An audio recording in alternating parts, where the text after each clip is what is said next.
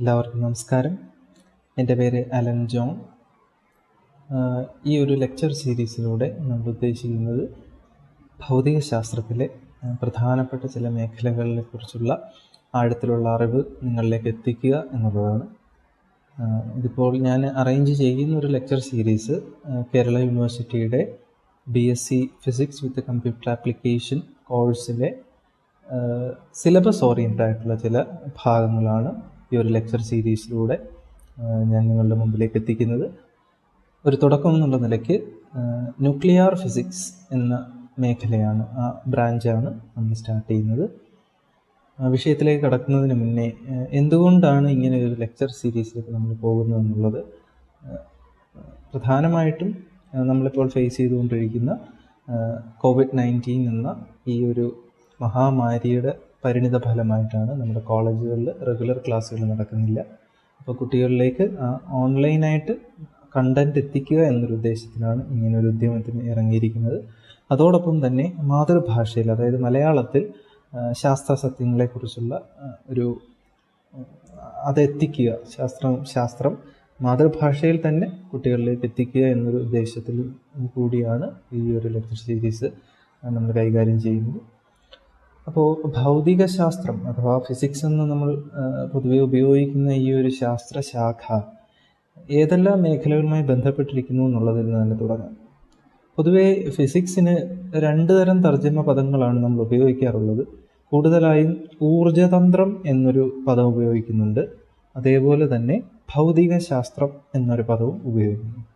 ഇതിലേതാണ് കൂടുതൽ ശരിയെന്ന് ചോദിച്ചാൽ എൻ്റെ ഒരു അഭിപ്രായത്തിൽ ഭൗതികശാസ്ത്രം തന്നെയാണ് കൂടുതൽ ശരി. കാരണം physics is A study of physical phenomena and physical materials. അപ്പോൾ നമുക്ക് ഭൗതികമായി കാണാനും അനുഭവിച്ചറിയാനും കഴിയുന്ന വസ്തുക്കളെയും പ്രതിഭാസങ്ങളെയും കുറിച്ചുള്ള പഠനം തന്നെയാണ് ഭൗതികശാസ്ത്രം. ഊർജം എന്ന് പറയുന്നത് ആ ഭൗതികതയുടെ ഒരു അംശം മാത്രമാണ്, ഒരു ചെറിയൊരു ഭാഗം മാത്രമാണ് ഊർജം കൊണ്ട് ഉദ്ദേശിക്കുന്നത്. അപ്പോൾ ഊർജതന്ത്രം എന്ന് പറയുന്നത് ഭൗതികശാസ്ത്രത്തിൻ്റെ തന്നെ ഒരു മേഖല എന്ന് വേണമെങ്കിൽ പറയാം. ഇനി ഭൗതികശാസ്ത്രം എന്തെല്ലാമായി ബന്ധപ്പെട്ട് കിടക്കുന്നു എന്ന് ചോദിച്ചാൽ ജൈവികവും അജൈവികവുമായ എല്ലാത്തരം പ്രക്രിയകളും ഭൗതികശാസ്ത്രവുമായി ബന്ധപ്പെട്ടിരിക്കുന്നു. അത് ഒരു സൂക്ഷ്മാണുവിൽ നിന്ന് തുടങ്ങി ബഹുപ്രപഞ്ചങ്ങൾ, അതായത് മൾട്ടിവേഴ്സ് വരെ എത്തി നിൽക്കുന്ന വലിയൊരു സ്പെക്ട്രത്തിനുള്ളിൽ നിന്നുകൊണ്ടാണ് നമ്മൾ ഭൗതികശാസ്ത്രത്തെക്കുറിച്ച് പഠിക്കേണ്ടത്. ഭൗതികശാസ്ത്രത്തിൻ്റെ കരങ്ങൾ എത്തുന്നത് ഇത്തരത്തിൽ ഏറ്റവും ചെറിയ സബറ്റോമിക് പാർട്ടിക്കിൾസ് മുതൽ ബഹുഗോളങ്ങൾ അല്ലെങ്കിൽ ഗോളാന്തര യാത്രകൾ നടത്തേണ്ട ആളുകൾ വരെ ചർച്ച ചെയ്യുന്നത് ഭൗതികശാസ്ത്രത്തെക്കുറിച്ച് തന്നെയാകും എന്നുള്ളതാണ് ഈ ഭൗതികശാസ്ത്രത്തിൻ്റെ ഏറ്റവും വലിയ പ്രത്യേകതയായി ഞാൻ കാണും. ഇനി നമ്മൾ ആദ്യമായി ചർച്ച ചെയ്യാനെടുക്കുന്ന ന്യൂക്ലിയർ ഫിസിക്സുമായി ബന്ധപ്പെട്ട് കുറച്ച് കാര്യങ്ങൾ. ഒരു കാലഘട്ടം വരെയും ഏറ്റവും ചെറിയ വസ്തു അതായത് പ്രപഞ്ചത്തിൽ അല്ലെങ്കിൽ നമുക്ക് അനുഭവിച്ചറിയാൻ പറ്റുന്ന, തൊട്ടും കണ്ടും കേട്ടും അറിയാൻ പറ്റുന്ന ഏറ്റവും ചെറിയ വസ്തു എന്ത് എന്നുള്ളൊരു ചോദ്യം പലപ്പോഴും പല കാലഘട്ടങ്ങളിൽ ശാസ്ത്രജ്ഞരെ അലട്ടിയിട്ടുണ്ട്. അന്വേഷണങ്ങളിൽ നിന്നാണ് പല കാര്യങ്ങളും കണ്ടെത്തിയത്. ഉദാഹരണത്തിന് വലിയ വലിയ വസ്തുക്കളെ വിഘടിപ്പിച്ച്, ഇപ്പോൾ വലിയ പാറകൾ പൊടിഞ്ഞ് മണ്ണുണ്ടാകുന്നു, അല്ലെങ്കിൽ ചെറു കഷ്ണങ്ങൾ ഉണ്ടാകുന്നു, അത് പൊടിഞ്ഞ് മണ്ണുണ്ടാകുന്നു എന്നിങ്ങനെയുള്ള പ്രകൃതിയിൽ നിന്ന് തന്നെയുള്ള പാഠങ്ങളിൽ നിന്നായിരിക്കാം ഒരു പക്ഷേ മനുഷ്യൻ ആദ്യമായി ഏറ്റവും ചെറിയ വസ്തു എന്ത് എന്നുള്ളതിലേക്ക് പോയി. അപ്പോൾ ഏതാണ്ട് 1800-കൾ 19th century ഒക്കെ എത്തിയപ്പോഴത്തേന് ഈ ആറ്റം എന്ന് പറയുന്ന കണിക, അപ്പോൾ അത് എന്താണ്, ഏതൊരു വസ്തുവിൻ്റെ അതിൻ്റെ എല്ലാ സ്വഭാവ സവിശേഷതകളോടുകൂടിയും ഏറ്റവും ചെറിയൊരു ബിൽഡിംഗ് ബ്ലോക്കായി നമുക്ക് കാണാൻ പറ്റുന്നൊരു വസ്തുവിനെയാണ് നമ്മളതിൻ്റെ ആറ്റം അല്ലെങ്കിൽ ആറ്റങ്ങൾ ചേർന്നുള്ള മോളിക്യൂൾസ് എന്നൊക്കെ നമ്മൾ പറയാറുള്ളൂ.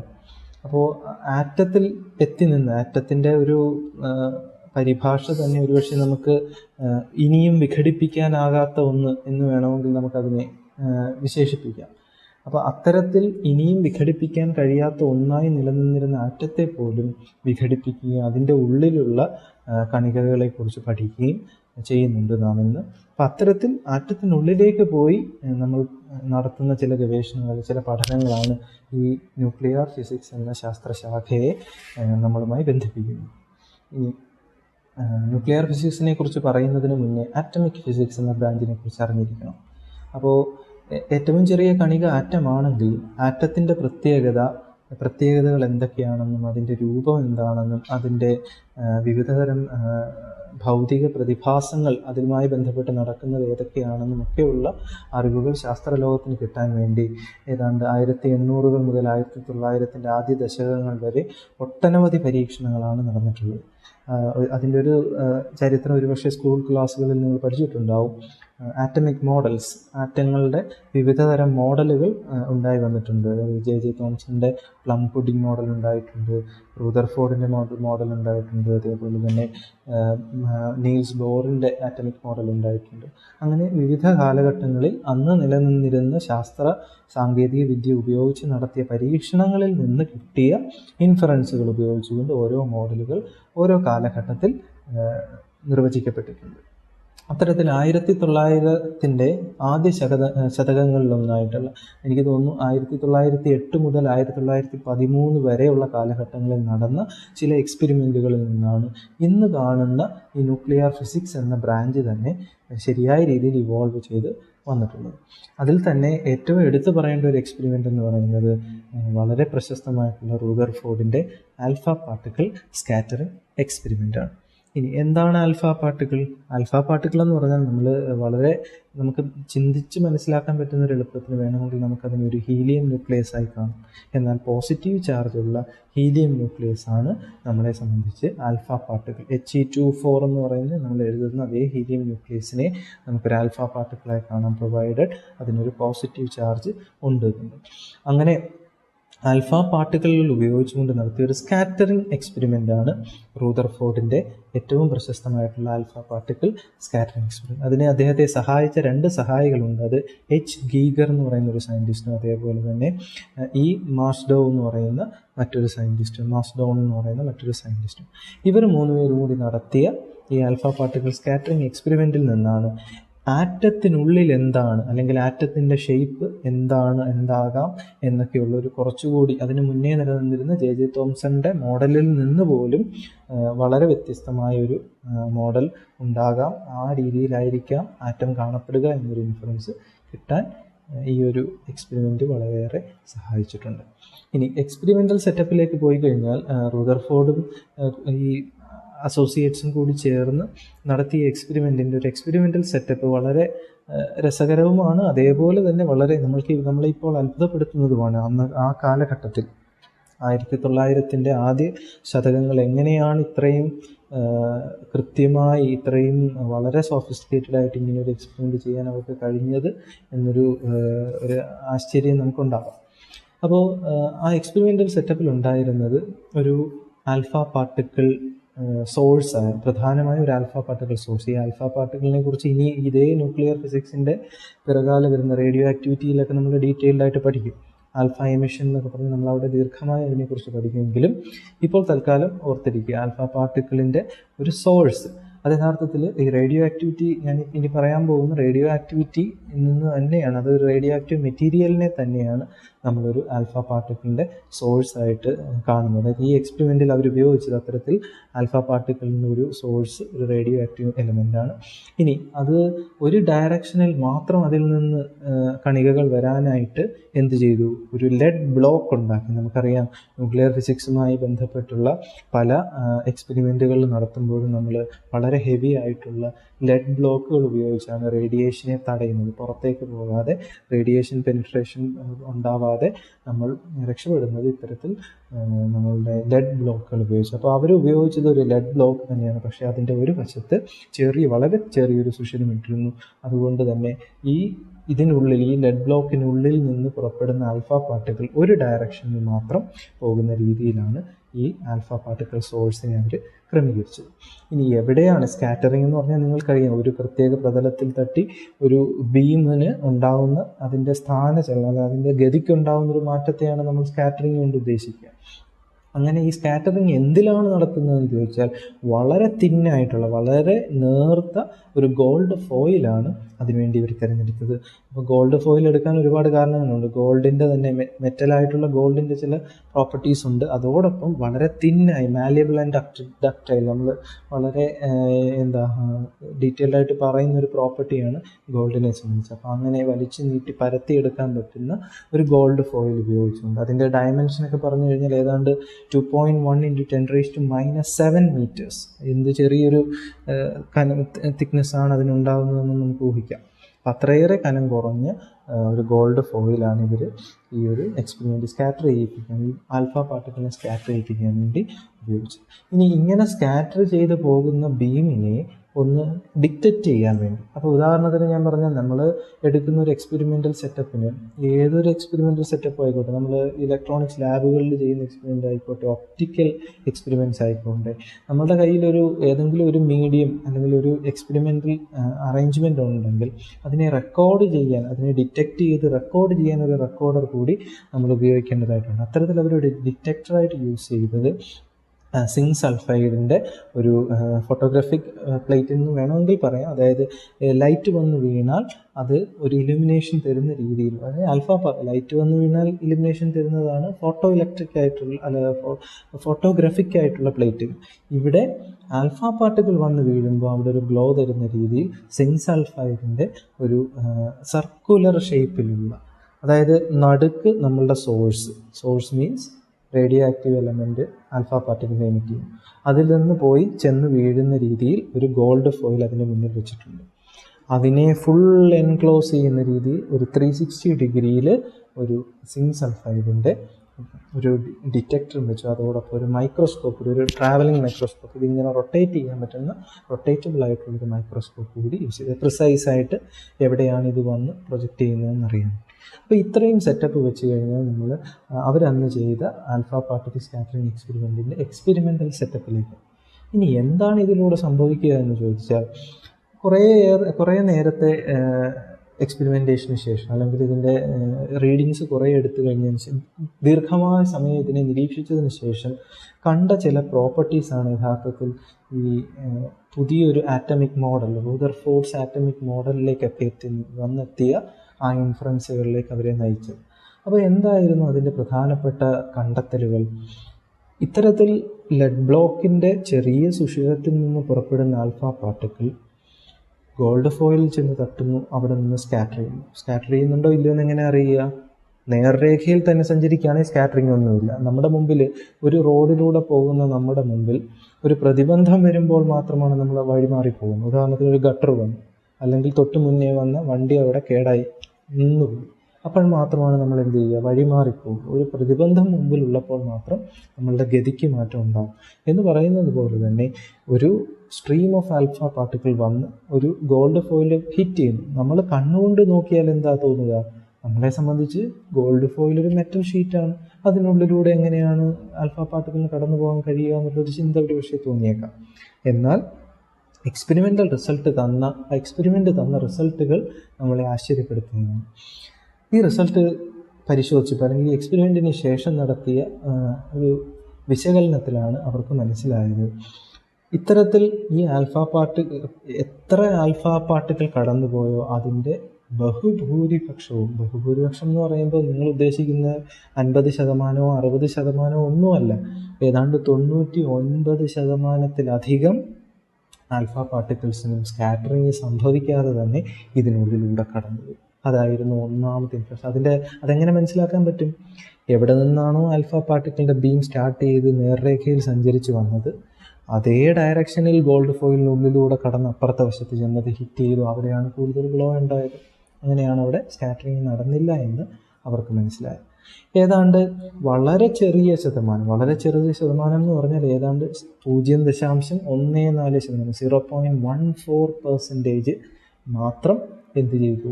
ഒരു ഡിഗ്രി സ്കാറ്ററിങ് ആംഗിൾ 1 ഡിഗ്രിയേക്കാൾ കുറഞ്ഞ അളവിൽ സ്കാറ്റർ ചെയ്തു. അതിൻ്റെ മീനിങ് എന്താ?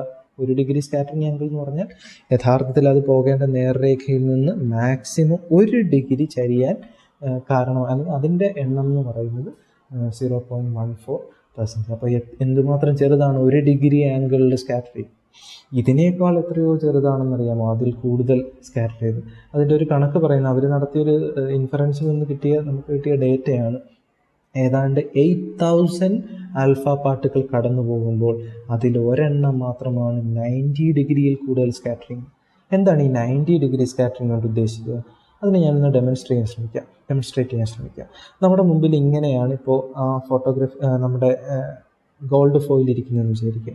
ഇവിടെ നിന്ന് വരുന്ന ആൽഫ പാർട്ടിക്കിൾ ഇതിൽ തട്ടി ഇതിൻ്റെ സർഫസ് ഉണ്ടല്ലോ, ഈ എൻ്റെ കൈവെള്ളയുടെ അതേ സർഫസ്, അതിൻ്റെ ഡയറക്ഷനിലാണ് ഇത് തെറിച്ച് പോകുന്നെങ്കിൽ, അങ്ങോട്ടോ അല്ലെങ്കിൽ ഇങ്ങോട്ടോ തെറിച്ച് പോകുന്നെങ്കിലാണ് ഇത് 90 ഡിഗ്രി സ്കാറ്ററിങ്ങിലേക്ക് പോകും.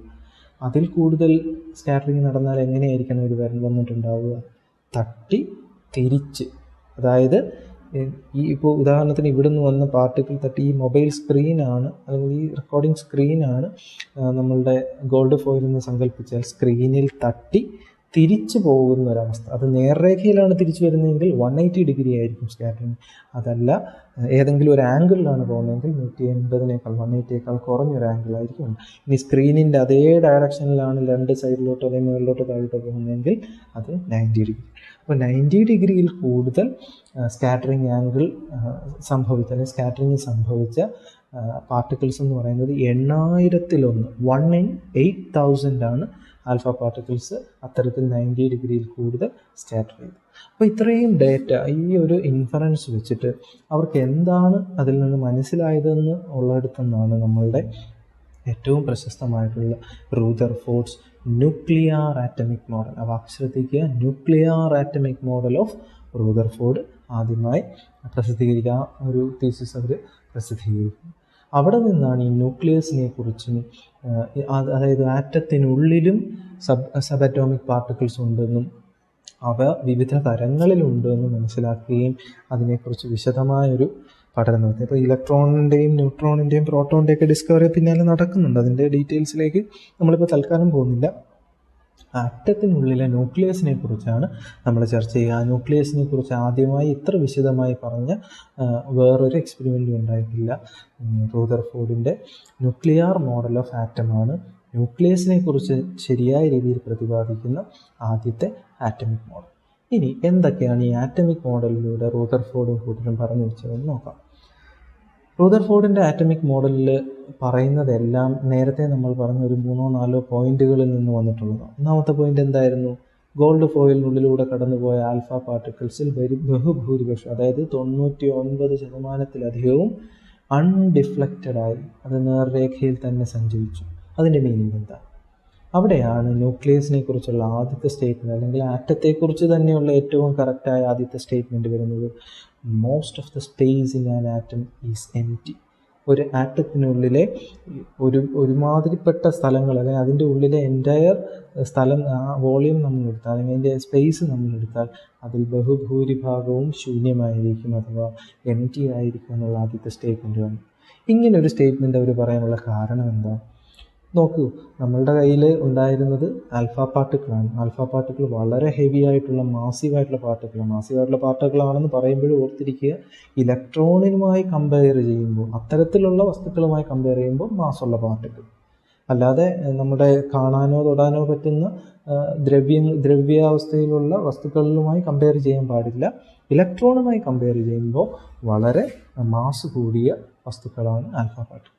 അപ്പോൾ ഒരു മാസമുള്ള വസ്തു, നമ്മളൊരു ബോൾ എടുത്തൊരു ഭിത്തിയിലേക്ക് എറിഞ്ഞാൽ എന്ത് സംഭവിക്കും? റീബൗണ്ട് ചെയ്യുകയാണ് ചെയ്യുക.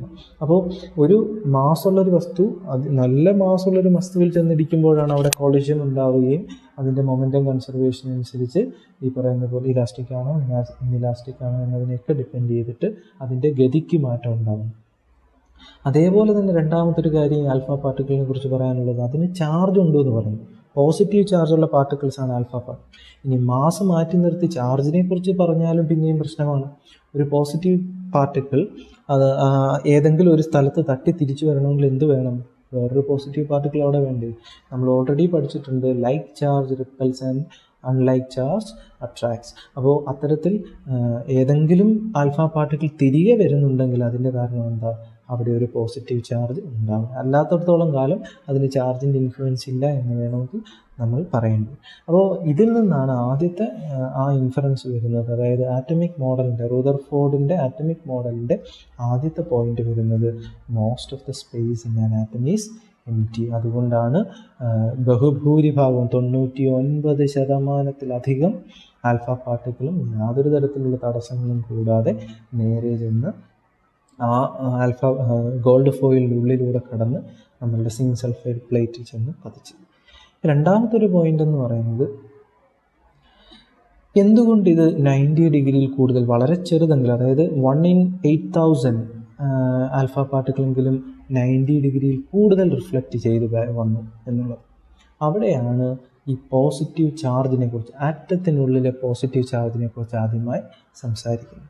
അപ്പോൾ ഇതിനു മുന്നേ തന്നെ പല ആറ്റമിക് മോഡലുകളിലും ആറ്റത്തിൻ്റെ ചാർജുകളെ കുറിച്ചൊക്കെ പറഞ്ഞിട്ടുണ്ട്. അപ്പോൾ ഉദാഹരണത്തിന് ജെ തോംസൻ്റെ പ്ലം പുഡിംഗ് മോഡലിൽ എന്താണ് പറയുന്നത്, പോസിറ്റീവ് സെൻറ്ററിന് മുകളിൽ എംബഡ് ചെയ്യപ്പെട്ടിരിക്കുന്ന ഇലക്ട്രോണുകൾ എന്നുള്ള രീതിയിലൊക്കെ അതിനെ നമ്മൾ പല രീതിയിൽ അതിനെ എക്സ്പ്ലെയിൻ ചെയ്യാറുണ്ട്. ഈ ചാർജ് അവിടെയാണ് അതിൻ്റെ സ്റ്റെബിലിറ്റിയിലെ പ്രശ്നങ്ങൾ അന്ന് ചൂണ്ടിക്കാണിക്കപ്പെട്ടത്. ഒരിക്കലും അങ്ങനെ ചാർജുകൾ തമ്മിലുള്ള മ്യൂച്വൽ റിപ്പൽഷൻ മൂലം ഇത് കൊളാപ്സ് ചെയ്ത് പോകും എന്നൊക്കെയുള്ള കൺസെപ്റ്റുകൾ അവിടെ വന്നിട്ടുണ്ട്. എന്നാൽ റൂദർഫോർഡ് പറഞ്ഞത് അങ്ങനെയല്ല. റൂദർഫോർഡ് പറഞ്ഞത് ഇങ്ങനെ ഒരു 1 in 8000 ആണെങ്കിൽ പോലും ആൽഫ പാർട്ടിക്കിൾസ് തിരിച്ച് റിഫ്ലക്റ്റ് ചെയ്യുന്നുണ്ടെങ്കിൽ അതിനെ ഒപ്പോസ് ചെയ്യാൻ ശേഷിയുള്ള വളരെ സ്ട്രോങ് ആയിട്ടുള്ള ഒരു ഏതോ ഒരു ഇലക്ട്രിക് ഫീൽഡ് അവിടെയുണ്ട്, അല്ലെങ്കിൽ ഒരു പോസിറ്റീവ് ചാർജ് അവിടെയുണ്ട്. അതേപോലെ തന്നെ മാസ്, ഒരു വെലോസിറ്റിയിൽ ട്രാവൽ ചെയ്യുന്നൊരു പാർട്ടിക്കിളിന് റീബൗണ്ട് ചെയ്യണം നിങ്ങൾക്കറിയാം.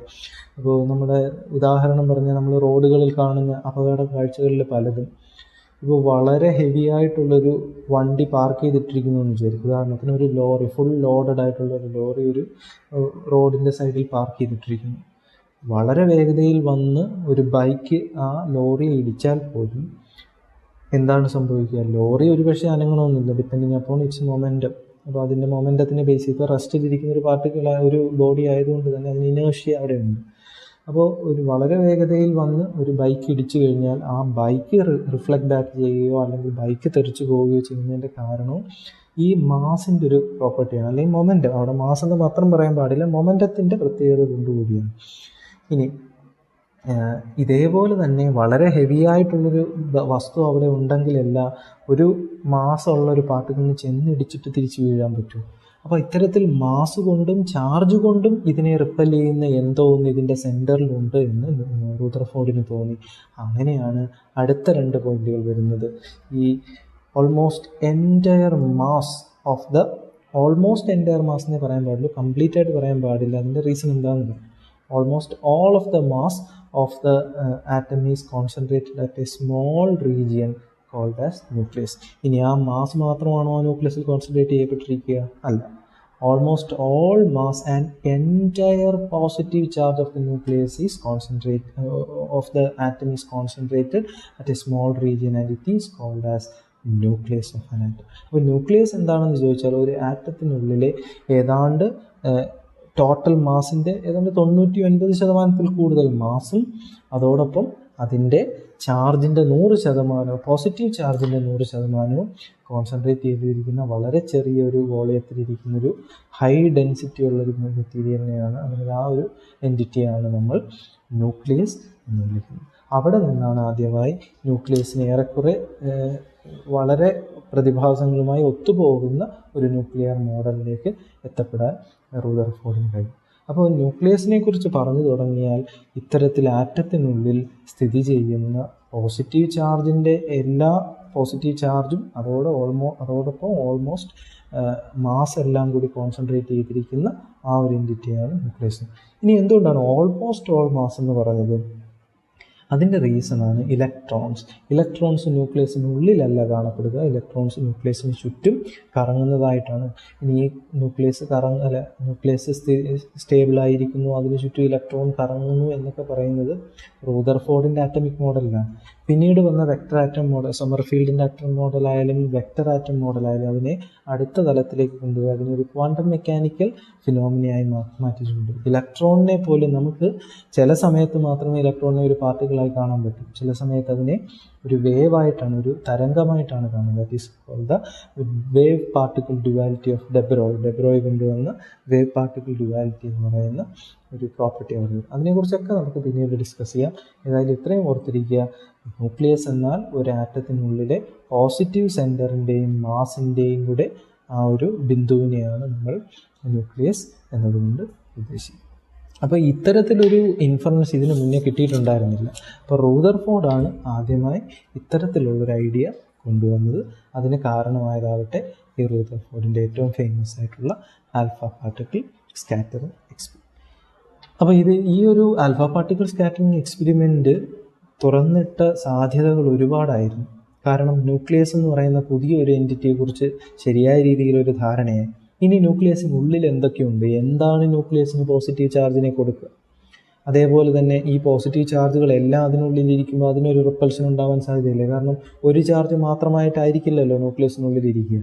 ഒന്നിലധികം ചാർജുകൾ ഉണ്ടെങ്കിൽ തീർച്ചയായും അവ തമ്മിൽ റിപ്പൾസീവ് ഫോഴ്സ് ഉണ്ടാവും. അതിനെ എങ്ങനെ ഓവർകം ചെയ്ത് ഇതിന് സ്റ്റേബിളായി നിൽക്കാൻ പറ്റും? അതോടൊപ്പം പുറത്ത് ഇലക്ട്രോൺ ഉണ്ട്. അപ്പോൾ ഇലക്ട്രോണുകൾക്ക് എന്തുകൊണ്ട് ഈ ന്യൂക്ലിയസിൻ്റെ ഉള്ളിലേക്ക് പോയി, അതായത് രണ്ടും ഓപ്പോസിറ്റ് ചാർജുകൾ ആയതുകൊണ്ട് തന്നെ ഫോഴ്സ് ഓഫ് അട്രാക്ഷൻ കിട്ടും. അപ്പോൾ എന്തുകൊണ്ടാണ് പുറത്ത് കറങ്ങുന്നു എന്ന് പറയുന്ന, ഓർബിറ്റലുകളിൽ കറങ്ങുന്നു എന്ന് പറയുന്ന ഇലക്ട്രോൺ എന്തുകൊണ്ടാണ് ആറ്റത്തിനുള്ളിലെ അല്ലെങ്കിൽ ആറ്റത്തിൻ്റെ നടുക്കുള്ള ന്യൂക്ലിയസിനുള്ളിലേക്ക് പോയി തമ്മിൽ ഫ്യൂസ് ചെയ്യാത്തത്? അങ്ങനെ ഒരുപാട് ചോദ്യങ്ങൾക്കുള്ള സാധ്യതകൾ ഈ ആറ്റമിക് മോഡലിൽ നിന്നുണ്ടായിട്ടുണ്ട്. പക്ഷേ അതിനെയെല്ലാം പിൻകാലത്ത് വന്ന ശാസ്ത്രജ്ഞർ ശരിയായ എക്സ്പ്ലനേഷൻ കൊടുത്ത് മാറ്റി. ഇപ്പോൾ ഈ റൂദർഫോർഡിൻ്റെ ആറ്റമിക് മോഡലിൽ തന്നെ ഒരുപാട് പ്രശ്നങ്ങളുണ്ടായിരുന്നു. അതിൻ്റെ സ്റ്റെബിലിറ്റി ഒന്നും എക്സ്പ്ലെയിൻ ചെയ്യാൻ, ആറ്റങ്ങൾ സ്റ്റേബിൾ ആണെന്ന് നമുക്കറിയാം. കാരണം നമ്മുടെ ശരീരത്തിനുള്ളിലും മോളിക്യൂൾസും ആറ്റംസും എല്ലാം ഉണ്ട്. ഇത് സ്റ്റേബിൾ അല്ലായിരുന്നെങ്കിൽ ഒരുപക്ഷെ എപ്പോഴും പൊട്ടിത്തെറികൾ ഉണ്ടാകുന്ന, എപ്പോഴും വിസ്ഫോടനങ്ങൾ ഉണ്ടാകുന്ന, എപ്പോഴും എനർജി ട്രാൻസ്ഫോർമേഷൻ ഉണ്ടാകുന്ന വസ്തുക്കളായി നാം മാറിയാണ്. എന്നാൽ അങ്ങനെയൊന്നും ഉണ്ടാകുന്നില്ല. നാം എപ്പോഴും നമ്മുടെ ഉള്ളിലെ ആറ്റങ്ങൾ വളരെ സ്റ്റേബിളായി, എനർജി ട്രാൻസ്ഫോർമേഷൻ ഒന്നുമില്ല, അങ്ങോട്ടോ ഇങ്ങോട്ടോ ഒന്നും മാറ്റാതെ വളരെ സ്റ്റേബിളായി ഇരിക്കുന്നുണ്ട്. അതിനർത്ഥം ആറ്റം എന്ന് പറയുന്നതിൻ്റെ മിനിമം എനർജി സ്റ്റേറ്റിലാണ് ആറ്റം ന്യൂട്രലായി സ്റ്റേബിളായി ഇരിക്കും. അതിനെക്കുറിച്ചൊന്നും എക്സ്പ്ലെയിൻ ചെയ്യാൻ റൂദർഫോർഡിൻ്റെ ഈ ആറ്റമിക് മോഡലിന് പറ്റിയിരുന്നില്ല. പിന്നീട് വന്ന നീൽസ് ബോറും അതിനുശേഷം വന്ന സൊമർഫീൽഡ് അതിനുശേഷം വന്ന വെക്ടർ ആറ്റം മോഡലൊക്കെയാണ് ഇതിനൊരു ശരിയായ എക്സ്പ്ലനേഷൻ കൊടുത്തത്. അപ്പോൾ ഇതാണ് ന്യൂക്ലിയസ് എന്ന ഒരു വസ്തുവിനെ കുറിച്ചുള്ള പഠനം ആദ്യമായി നമുക്ക് തരുന്ന ഒരു എക്സ്പെരിമെൻറ്റ്. ഇനി ന്യൂക്ലിയസിൻ്റെ ഒരു സൈസും ആറ്റത്തിൻ്റെ സൈസും തമ്മിൽ നിങ്ങൾക്ക് എന്തെങ്കിലും ഒരു താരതമ്യം നടത്താൻ പറ്റുന്നുണ്ടോ? ന്യൂക്ലിയസിൻ്റെ സൈസും ആറ്റത്തിൻ്റെ സൈസിൻ്റെ ഒരു ഡയമെൻഷൻ നിങ്ങൾക്ക് അറിയാമോ? 1 ആങ്സ്ട്രം മുതൽ 5 ആങ്സ്ട്രം വരെ. ആങ്സ്ട്രം എന്ന് പറയുന്നത് എത്രയാണ്? 1 × 10⁻⁻10 മീറ്ററിനെയാണ് 1 ആങ്സ്ട്രം എന്ന് പറയുന്നത്. അത്തരത്തിലുള്ള 1 മുതൽ 5 വരെ അത് ഓരോ ആറ്റത്തിനനുസരിച്ച് വ്യത്യാസപ്പെട്ടിരിക്കും. നമുക്കറിയാം അതിൻ്റെ നമ്പർ ഓഫ് ഇലക്ട്രോൺസിനനുസരിച്ച്, നമ്പർ ഓഫ് ഓർബിറ്റൽസിനനുസരിച്ചും ഒക്കെ ആറ്റത്തിൻ്റെ സൈസിന് ഏറ്റക്കുറച്ചിലുകളുണ്ട്. അത്തരത്തിൽ 1 മുതൽ 5 ആങ്സ്ട്രം വരെ വലിപ്പമുള്ള വസ്തുക്കളായിട്ടാണ് നമ്മൾ ആറ്റത്തെ കാണുന്നത്. അങ്ങനെയാണെങ്കിൽ ന്യൂക്ലിയസിൻ്റെ സൈസ് എത്രയായിരിക്കും? പറയപ്പെടുന്നത് ഏതാണ്ട് 1 to 1.4 fermi metre. Fermi metre means 10⁻⁻15 metre റേഞ്ചിലാണ് ന്യൂക്ലിയസിൻ്റെ സൈസ്. ഇനി ഇങ്ങനെയൊക്കെ പറഞ്ഞ ഒരുപക്ഷെ നിങ്ങൾക്ക് മനസ്സിലാവണമെന്നില്ല. നമ്മൾ റിയലിസ്റ്റിക് ആയിട്ട് നമ്മുടെ ഡേ ടു ഡേ ലൈഫിൽ കാണുന്ന 1-2 എക്സാമ്പിളുകൾ ഞാൻ പറയാൻ ശ്രമിക്കാം. ഒരു ഉദാഹരണം പറഞ്ഞാൽ, നമ്മളൊരു ഫുട്ബോൾ ഗ്രൗണ്ടിൽ പോകുന്നു. ഇപ്പോൾ പല ഫുട്ബോൾ സ്നേഹികളുണ്ടെങ്കിൽ, ഇപ്പോൾ നമ്മുടെ ഓൾഡ് ട്രഫോർഡിൽ, മാഞ്ചസ്റ്റർ യുണൈറ്റഡിൻ്റെയൊക്കെ ഇതായിട്ടുള്ള അവരുടെ ഹോം ഗ്രൗണ്ടായിട്ടുള്ള ഓൾഡ് ട്രഫോർഡിൽ നമ്മൾ ചെന്ന് നിൽക്കുന്നു. അതിൻ്റെ ഒത്ത നടുക്ക് കിക്ക് ചെയ്യുന്ന പോയിന്റിൽ നമ്മളൊരു മണൽത്തരി, സാൻഡ് പാർട്ടിക്കിൾ വെക്കുന്നു എന്ന് വിചാരിക്കുക. ഈ സാൻഡ് പാർട്ടിക്കിളാണ് ന്യൂക്ലിയസിൻ്റെ സൈസ് എങ്കിൽ ആ എൻറ്റയർ സ്റ്റേഡിയം ആയിരിക്കും ആറ്റത്തിൻ്റെ size. Can you imagine the difference between these 2 sizes?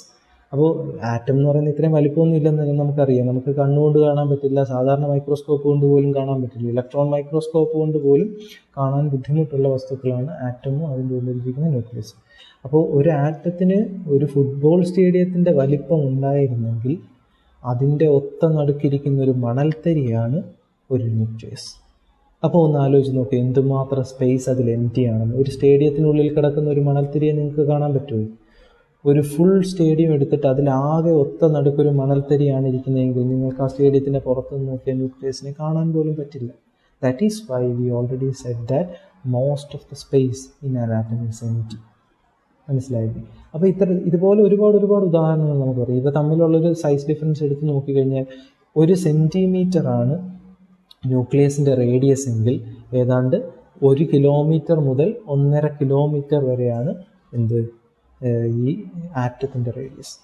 1 centimetre radius ഉള്ളൊരു ബോളാണ് നമ്മളുടെ ന്യൂക്ലിയസ് എങ്കിൽ ഏതാണ്ട് 1 കിലോമീറ്റർ മുതൽ 1.5 കിലോമീറ്റർ 1.1 to 1.6 ഫെർമി എന്നുള്ളത്. അപ്പോൾ 1 മുതൽ 1.5 കിലോമീറ്റർ 1.6 കിലോമീറ്റർ വരെ വ്യാസമുള്ള ആരമുള്ള റേഡിയസ് ഉള്ള ഒരു എൻറ്റിറ്റി ആയിരിക്കും ആറ്റം.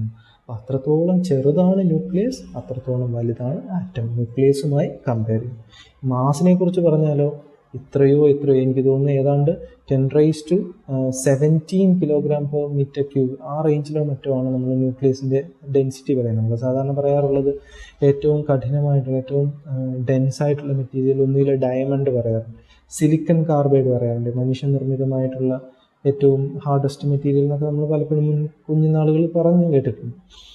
എന്നാൽ അതൊക്കെ വെച്ച് കമ്പയർ ചെയ്യുമ്പോൾ അതിനേക്കാൾ എത്രയോ മടങ്ങ് ഡെൻസായിട്ടുള്ള മെറ്റീരിയലാണ് ഈ ന്യൂക്ലിയസുകൾ എന്ന് ഓർത്തിരിക്കുന്നത്. അപ്പോൾ ഇതിൻ്റെ കാൽക്കുലേഷൻസ് നമുക്ക് പിറകാലമുള്ള നെക്സ്റ്റ് ലെക്ചേഴ്സിൽ ഡിസ്കസ് ചെയ്യാം. ഏതായാലും ഈ സൈസ് കമ്പാരിസൺ എപ്പോഴും ഓർത്തിരിക്കുക, ഇത്രത്തോളം ചെറുതാണ് ആറ്റം, അതിനേക്കാൾ എത്രയോ ചെറുതാണ് ന്യൂക്ലിയസ് എന്ന് ഓർത്തിരിക്കുക. അപ്പോൾ ഈ ഉള്ളിലേക്ക് പോകുന്തോറുമുള്ള ഈ ഭൗതികശാസ്ത്രത്തിൻ്റെ ആ ഒരു മനോഹാരിത നിങ്ങൾക്ക് മനസ്സിലാകുന്നുണ്ട്. ഇത്രത്തോളം ചെറിയ വസ്തുക്കളെക്കുറിച്ച് പോലും ഇത്രയും ഡീറ്റെയിൽഡായി പഠിക്കാൻ ഈ ശാസ്ത്രശാഖ നമ്മളെ സഹായിക്കും. ഇനി വിവിധ തരത്തിലെ ന്യൂക്ലിയസുകളെ നമുക്ക് തരംതിരിക്കാം. ന്യൂക്ലിയസിൽ പ്രധാനമായും തരംതിരിക്കുന്നത് ഒരു 4-5 രീതിയിലാണ്. നമുക്കൊരു 4 തരം ന്യൂക്ലിയസുകളെ കുറിച്ച് പറയാം. അതിൻ്റെ ന്യൂക്ലിയസിനുള്ളിൽ എന്തൊക്കെയുണ്ട് എന്നുള്ളതിൽ നിന്ന് അവയുടെ ഏറ്റക്കുറച്ചിലുകളിൽ നിന്നാണ് നമ്മൾ ഈ ക്ലാസിഫിക്കേഷനിലേക്ക് വരുന്നത്. അപ്പോൾ അതിനു മുന്നേ ന്യൂക്ലിയസിനുള്ളിൽ എന്തുണ്ട് എന്നറിയണ്ടേ? ന്യൂക്ലിയസിനുള്ളിൽ പോസിറ്റീവ് ചാർജ് ഓൾറെഡി ഉണ്ടെന്ന് ഞാൻ പറഞ്ഞു. അത്തരത്തിൽ പോസിറ്റീവ് ചാർജുകളുള്ള പാർട്ടിക്കിൾസിനെയാണ് നമ്മൾ പ്രോട്ടോണുകൾ എന്ന് പറയുന്നത്. Protons are the positive charge carriers in an atom. അതേപോലെ തന്നെ അതിനെ പോലെ തന്നെ ബിഹേവ് ചെയ്യുന്ന ഒരു പാർട്ടിക്കിളാണ് ന്യൂട്രോൺസ്. പ്രോട്ടോൺസിൻ്റെ അത് ഏകദേശം ഒരേ ഭാരമുള്ള ഒരേ പിണ്ഡമുള്ള അതായത് ഒരേ മാസ്സുള്ള പാർട്ടിക്കിളാണ്. വ്യത്യാസം എന്താണെന്ന് ചോദിച്ചാൽ ന്യൂട്രോൺസിന് ചാർജ് ഇല്ല, പ്രോട്ടോൺസിന് ചാർജ് ഉണ്ട്, പോസിറ്റീവ് ചാർജ് ഉണ്ട്. അപ്പോൾ ന്യൂക്ലിയസിനുള്ളിൽ ഇത്തരത്തിൽ പോസിറ്റീവ് ചാർജുകളുള്ള പ്രോട്ടോൺസും ചാർജ് ഇല്ലാത്ത ന്യൂട്രോൺസും ചേർന്നാണ് ന്യൂക്ലിയസ് എന്ന വസ്തു ഉണ്ടായിട്ടിരിക്കുന്നത്. അതിന് ചുറ്റും പുറത്തായിട്ടാണ് ഇലക്ട്രോണുകൾ. ഈ എംപ്റ്റി സ്പേസിനുള്ളിലൂടെയാണ് എന്തുണ്ടാവുക? ഇലക്ട്രോണുകൾ സഞ്ചരിച്ചുകൊണ്ടിരിക്കുന്നത്. ഇതെല്ലാം ചേരുന്നതാണ് ഒരു ആറ്റം. ഇനി നമ്മൾ ബേസിക്കായിട്ട് സ്കൂൾ ക്ലാസ്സുകളിൽ പഠിച്ചിട്ടുണ്ട്, ഒരു ആറ്റത്തെ നമ്മൾ എങ്ങനെ എക്സ്പ്രസ് ചെയ്യുക. ആറ്റത്തിൻ്റെ പേര് താഴെയായിട്ട് സഫിക്സ് ആയിട്ട് ലെഫ്റ്റ് സൈഡിലായിട്ട്, അതിൻ്റെ ആറ്റമിക് നമ്പർ ടോപ്പിലായിട്ട് മോളിക്കുലർ നമ്പർ. ഇപ്പോൾ ഉദാഹരണത്തിന് കാർബൺ എന്ന് പറയുന്ന ഒരു മൂലകത്തെ നമ്മളെങ്ങനെ എക്സ്പ്രസ് ചെയ്യുക? കാർബൺ C612, 6 അതിൻ്റെ ആറ്റമിക് നമ്പർ, 12 അതിൻ്റെ മാസ് നമ്പർ. ആറ്റമിക് നമ്പറിനെ ഡിഫൈൻ ചെയ്യുന്നത് it is nothing but the number of protons which is also equal to the number of electrons for a neutral atom. Neutral ആറ്റത്തെ സംബന്ധിച്ച് എത്ര proton ഉണ്ടോ അത്രയും electron ഉണ്ട്. ഇലക്ട്രോൺ ഉണ്ട്. ഇലക്ട്രോൺ ഉള്ളതുകൊണ്ട് ഈ പ്രോട്ടോണിൻ്റെയും ഇലക്ട്രോണുകളുടെയും എണ്ണം തുല്യമായിരിക്കും. അതിനെയാണ് അതിൻ്റെ ആറ്റമിക് നമ്പർ എന്ന്. മാസ് നമ്പർ എന്ന് പറഞ്ഞാൽ എന്താണ്? Mass number is the sum of protons and neutrons. Nucleons, അതിനെയാണ് nucleons. Collectively protons and neutrons are called nucleons. So mass number is nothing but the sum of nucleons. ന്യൂക്ലിയോൺസിൻ്റെ സമ്മാണ് എന്താണ് നമ്മുടെ mass number. അങ്ങനെയാണെങ്കിൽ ഈ ആറ്റമിക് നമ്പറിൻ്റെയും proton നമ്പറിൻ്റെയും neutron നമ്പറിൻ്റെയും മാസ് നമ്പറിൻ്റെയും ഒക്കെ ഏറ്റക്കുറച്ചിലുകളിൽ നിന്നാണ് നമ്മളിനി പറയുന്ന ക്ലാസിഫിക്കേഷൻ വരുന്നത്, ടൈപ്സ് ഓഫ് ന്യൂക്ലിയസ്. അതിലൊന്നാമത്തതെന്ന് പറയുന്നത് ഐസോടോപ്സ് എന്ന് പറയും. ഐസോടോപ്സ് മുമ്പേ കേട്ടിട്ടുണ്ടാവുന്നത്. Isotopes are those nuclei which has same atomic number and different mass number. ഒരേ മൂലകത്തിൻ്റെ തന്നെ ഡിഫറെൻറ്റ് മാസ് നമ്പർ ഉള്ള സ്റ്റേറ്റുകളിലുള്ള ആ ന്യൂക്ലിയസുകളെയാണ് നമ്മൾ ഐസോടോപ്സ് എന്ന് പറയുന്നത്. ഉദാഹരണം പറഞ്ഞാൽ ഇപ്പോൾ സിലിക്കണിൻ്റെ ആറ്റമിക് നമ്പർ 14 അതിൻ്റെ mass number 28. Normal silicon atom, ന്യൂട്രലായി നിൽക്കുന്ന സിലിക്കൺ ആറ്റത്തിൻ്റെ ആറ്റമിക് നമ്പർ 14, മാസ് നമ്പർ 28. എന്നാൽ ഇതേ സിലിക്കണ് തന്നെ 1429 എന്ന് പറയുന്ന സ്റ്റേറ്റിൽ കാണാൻ പറ്റും. അതേപോലെ 1427 എന്ന് പറയുന്ന സ്റ്റേറ്റിൽ കാണാൻ പറ്റും. They are called isotopes. അപ്പോൾ രണ്ട് ആറ്റംസ്, രണ്ട് ന്യൂക്ലിയസുകൾ നമുക്ക് തന്നു, silicon 1428 silicon 1429. These two are called isotopes. ഇവയാണ് ഐസോടോപ്പ്. അപ്പോൾ ഐസോടോപ്പ് എന്ന് പറഞ്ഞാൽ ഒരേ ആറ്റമിക് നമ്പറും ഡിഫറെൻറ്റ് മാസ്. രണ്ടാമത്തെ ഒരു വിഭാഗം എന്ന് പറയുന്നത് ഐസോബാർസ് എന്ന് പറയുന്നത്. ഐസോബാറുകൾ എന്ന് പറഞ്ഞാൽ മാസ് നമ്പർ സെയിമും അറ്റോമിക് നമ്പർ ഡിഫറെൻറ്റ്. അവിടെ പറ്റുന്ന പ്രധാന വ്യത്യാസം എന്താ? മൂലകം തന്നെ മാറിപ്പോകും. കാരണം ആറ്റമിക് നമ്പർ ചേഞ്ച് ചെയ്യുക എന്ന് പറഞ്ഞാൽ ആ എലമെൻറ്റ് തന്നെ ചേഞ്ച് ചെയ്തു. ഉദാഹരണം പറഞ്ഞാൽ ഇപ്പോൾ ഓക്സിജൻ O16 എന്ന് പറയുന്നതാണ് നോർമൽ നമ്മൾ പറയുന്ന ഓക്സിജൻ. എന്നാൽ ഇതേ 16 എന്ന് പറയുന്ന മാസ് നമ്പറിൽ നമുക്ക് തൊട്ടടുത്ത എലമെൻ്റ് ആയിട്ടുള്ള നൈട്രജനെ കാണാൻ പറ്റും. ഇപ്പോൾ നൈട്രജൻ്റെ ആറ്റമിക് നമ്പർ 7 ആണ്. അപ്പോൾ N716 എന്ന് പറയുന്നത് ഒരു നൈട്രജൻ്റെ ഒരു ന്യൂക്ലിയസ് ആണ്. അങ്ങനെയാണ് ഈ രണ്ട് ന്യൂക്ലിയസ് O816നെയും N716നെയും കൂടെ ചേർത്ത് നമുക്ക് ഐസോബാർസ് എന്ന് പറയാം. അപ്പോൾ ഐസോബാർ എന്ന് പറഞ്ഞാൽ same mass number different atomic. ഇനി മൂന്നാമത്തുള്ളൊരു കാറ്റഗറി എന്ന് പറഞ്ഞാൽ ഐസോടോൺസ് എന്ന് പറയും. ഐസോടോൺസ് എന്ന് പറഞ്ഞാൽ മാസ് നമ്പറിനെ കുറിച്ച് വേറെ കാര്യങ്ങളൊന്നും നമ്മൾ പറയുന്നില്ല, ആറ്റമിക് നമ്പറിനെ കുറിച്ച് നമ്മൾ പറയുന്നില്ല. എന്നാൽ രണ്ട് എലമെൻറ്റ്സ് അല്ലെങ്കിൽ രണ്ട് ന്യൂക്ലിയസുകളിലെ ന്യൂട്രോൺ നമ്പർ സെയിം ആണെങ്കിൽ ദേ ആർ കോൾഡ് ഐസോടോൺസ്. ഉദാഹരണത്തിന് കാർബൺ C16 അതേപോലെ നൈട്രജൻ 715, C14 നൈട്രജൻ 715. C14 എന്ന് പറഞ്ഞാൽ 6 പ്രോട്ടോൺസും 14 വരുമ്പോൾ 14 - 6 8 ന്യൂട്രോൺസും. അതേപോലെ തന്നെ N715 എന്ന് പറഞ്ഞാൽ 7 ആറ്റമിക് നമ്പർ, അതുകൊണ്ട് തന്നെ പ്രോട്ടോൺസും 15 - 7 8 എന്തുണ്ട് ന്യൂട്രോൺസും ഉണ്ട്. അപ്പോൾ രണ്ടിൻ്റെ ന്യൂട്രോൺസ് സെയിം ആണ്, അതുകൊണ്ട് തന്നെ അവയെ നമ്മൾ ഐസോടോൺസ്. അതാണ് മൂന്നാമത്തെ കാറ്റഗറി. നാലാമത്തെ ഒരു കാറ്റഗറി ഉണ്ട്, it is a most important category. They are called mirror nuclei. അപ്പോൾ രണ്ട് ന്യൂക്ലിയസുകൾ എപ്പോഴാണ് മിറർ ന്യൂക്ലിയസുകളാവുന്നതെന്ന് ചോദിച്ചാൽ ആ രണ്ട് ന്യൂക്ലിയസുകളുടെയും മാസ് നമ്പർ സെയിം ആയിരിക്കണം, പിന്നെ ആറ്റമിക് നമ്പറും അതായത് പ്രോട്ടോൺസും ന്യൂട്രോൺസും തമ്മിൽ ഇൻ്റർചേഞ്ച് നമ്പർ ആയിരിക്കണം. അതൊരു ഉദാഹരണത്തിലൂടെ പറയാം. ഉദാഹരണത്തിന് എൻ്റെ കയ്യിൽ ബെറിലിയം 47 എന്ന് പറയുന്നൊരു ആറ്റം ഉണ്ട്, അല്ലെങ്കിൽ ന്യൂക്ലിയസ് ഉണ്ടെന്ന് വിചാരിക്കും. ബെറിലിയത്തിൻ്റെ ആറ്റമിക് നമ്പർ 4 ആണെന്ന് നമുക്കറിയാം. 7 ആണ് മാസ് നമ്പർ എങ്കിൽ നമ്പർ ഓഫ് ന്യൂട്രോൺസ് എത്ര? 7 - 4 3 ആണ്. ഇതേപോലെ തന്നെ ഞാൻ ലിഥിയം 37 എന്ന് പറയുന്ന മോളിക്യൂൾ എടുക്കുന്നു, ന്യൂക്ലിയസ് എടുക്കുന്നു. ലിഥിയത്തിൻ്റെ ആറ്റമിക് നമ്പർ 3 ആണെന്ന് എനിക്കറിയാം. അങ്ങനെയാണെങ്കിൽ 7 - 3 4 ആണ് അവിടുത്തെ ന്യൂട്രോൺ നമ്പർ. അപ്പോൾ ഒന്ന് നോക്കേ, ബെറിലിയം 47 ആണെങ്കിൽ 4 ആറ്റമിക് നമ്പർ 3 ന്യൂട്രോണിൻ്റെ നമ്പർ. തിരിച്ച് ലിഥിയം 37 ആണെങ്കിലോ 3 ആണ് അവിടുത്തെ ആറ്റമിക് നമ്പർ, 4 അവിടുത്തെ ന്യൂട്രോൺ നമ്പർ. അങ്ങനെ ന്യൂട്രോണും ആറ്റമിക് നമ്പർ അല്ലെങ്കിൽ ന്യൂട്രോണും പ്രോട്ടോണും ഇൻ്റർചേഞ്ച് ചെയ്യുകയും മാസ് നമ്പർ കോൺസ്റ്റൻ്റായി നിൽക്കുകയും ചെയ്യുന്ന രണ്ട് ന്യൂക്ലിയസുകളെയാണ് നമ്മൾ മിറർ ന്യൂക്ലിയൈ എന്ന് വിളിക്കുന്നത്. അവയുടെ പ്രോപ്പർട്ടിയിലൊക്കെ ഒരുപാട് കാര്യങ്ങൾ നമുക്ക് പഠിക്കാനുണ്ട്. അപ്പോൾ അത്തരത്തിലുള്ള ന്യൂക്ലിയസുകൾ ന്യൂക്ലിയർ ഫിസിക്സിൽ വളരെ ഇമ്പോർട്ടൻ്റ് ആണ്. അപ്പോൾ അതിനെയാണ് നമ്മൾ മിറർ ന്യൂക്ലിയൈ വിളിക്കുന്നത്. അപ്പോൾ ഇന്നത്തെ ക്ലാസ്സിലൂടെ നമ്മൾ പറയാൻ ശ്രമിച്ചത് ന്യൂക്ലിയർ ഫിസിക്സിനൊരു ഇൻട്രൊഡക്ഷൻ ഉണ്ടാക്കുക, അതേപോലെ തന്നെ എങ്ങനെയാണ് ഈ ന്യൂക്ലിയസ് എന്ന് പറയുന്ന കൺസെപ്റ്റിലേക്ക് നമ്മൾ വന്നത്, അതാണ് ഈ ആൽഫ പാർട്ടിക്കിൾ സ്കാറ്ററിംഗ് എക്സ്പെരിമെൻറ്റ്. അതിൽ നിന്ന് ആറ്റമിക് മോഡൽ, റൂദർഫോർഡിൻ്റെ ആറ്റമിക് മോഡലിൻ്റെ കുറേ പ്രോപ്പർട്ടീസ് പറഞ്ഞു. അതിൽ നിന്ന് ന്യൂക്ലിയസിനുള്ളിൽ എന്തുണ്ട്, ന്യൂക്ലിയസിൻ്റെ സൈസ് ഏത് റേഞ്ചിലാണ് വരിക, പിന്നീട് ടൈപ്സ് ഓഫ് ന്യൂക്ലിയസ്. അപ്പോൾ ഈ ഒരു ക്ലാസ്സിലൂടെ നമ്മൾ ഉദ്ദേശിച്ചത് ഇത്തരത്തിൽ ന്യൂക്ലിയസിനെ കുറിച്ചൊരു പ്രിലിമിനറി ഐഡിയ ഉണ്ടാക്കിയെടുക്കുക എന്നുള്ളതാണ്. ഇനി വരുന്ന ലെക്ചർ സീരീസിലെ ബാക്കി ക്ലാസ്സുകളിലൂടെ നമ്മൾ ഇതിൻ്റെ ഡീറ്റെയിൽഡ് ആയിട്ടുള്ള സ്റ്റഡി നടത്തും. ഏതെല്ലാം തരം പ്രതിഭാസങ്ങളാണ് ന്യൂക്ലിയസിനുള്ളിൽ നടക്കുന്നതെന്നും, അല്ലെങ്കിൽ രണ്ട് ന്യൂക്ലിയസുകൾ തമ്മിൽ ഏതെല്ലാം തരത്തിലുള്ള റിയാക്ഷൻസ് നടക്കാം, ഏതെല്ലാം രീതിയിൽ ന്യൂക്ലിയസുകൾക്ക് ഫോംസ് ഉണ്ടാവാം, ഇതെല്ലാം നമ്മൾ ഇനി വരുന്ന ക്ലാസ്സുകളിലുണ്ടാകും. അപ്പോൾ തീർച്ചയായിട്ടും നിങ്ങൾ ബാക്കി ക്ലാസ്സുകളിലൂടെ കേൾക്കും. Okay, thank you.